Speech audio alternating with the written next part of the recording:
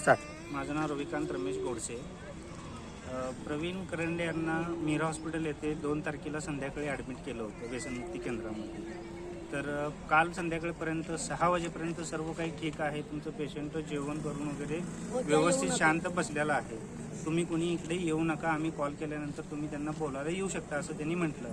पण काल संध्याकाळी अचानक 1.5 ते 2 तासाच्या नंतर त्यांचा फोन आला की तुमच्या पेशंटचे हार्टबीट कमी झालेले आहेत आणि BP लो झाले, त्यामुळे आम्ही सिव्हिल हॉस्पिटलमध्ये त्यांना घेऊन जात आहे.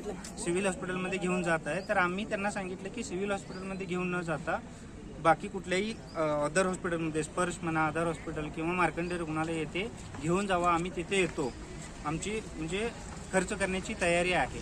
तर त्यांनी आम्हाला फक्त फिरवलं की आम्ही त्या हॉस्पिटलमध्ये घेऊन जातो. तर त्या आम्ही प्रत्येक हॉस्पिटलमध्ये गेलो तिथे कोणीही आम्हाला त्यांनी भेटलेलं नाही.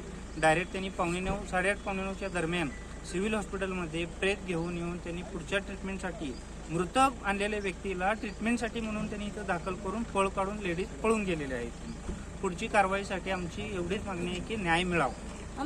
संबंधित व्यसनमुक्ती जे अधिकारी आहे त्यांच्याशी संपर्क साधला का तुम्ही? त्यांच्याशी संपर्क साधण्यात आला, परंतु त्यांनी फोन वगैरे काही उचललं नाही, काही रिस्पॉन्स दिला नाही. हॉस्पिटल बंद करून त्यांनी लॉक करून आत बसले होते. आम्ही त्यांना फार विनंती करून फोन केली तरी देखील त्यांनी फोन उचलले नाहीत.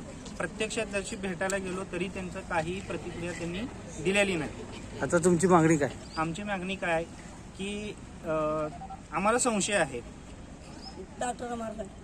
डॉक्टरच्या हातून चूक झालेली आहे की त्यांनी मान्य करावी, त्यांचं गुन्हा त्यांनी मान्य करावं. आमचे व्यक्ती गेलेले आहे, अतिशय लहान वय आहे त्यांचं. तर त्यांचा लहान मुलगा आहे 1.5 वर्षाचा, त्यांची पत्नी आहे, त्यांची पत्नी माझी बहीण आहे. तर तिला न्याय मिळावा ही आमची सर्वांच्या वतीने विनंती आहे. 6:30 वाजता